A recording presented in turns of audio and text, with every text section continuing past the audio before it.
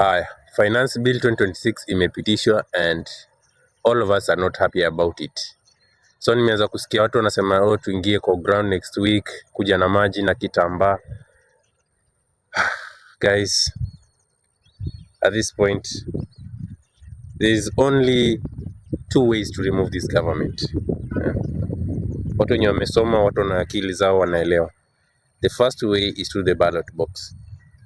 Unaona, if you are impatient, the second way is through a massive protest, and that is if we march 1 million people to State House, or we do a massive protest in every county every day, watu wakufe zaidi ya 100, the pressure grows and the leaders feel the pressure to resign and they eventually flee.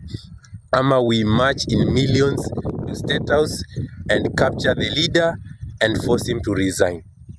Lakini mambo ya sijui kuja na maji na kitambaa na Colgate, we have a peaceful demonstration.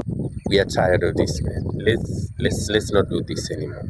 It doesn't work. There's no such thing as a peaceful protest. Kama uwezi ingia kwa ground na rungu na panga uende maandamano, baki nyumbani kama sisi. Tungoje 2027 tutoe hawa tu elections.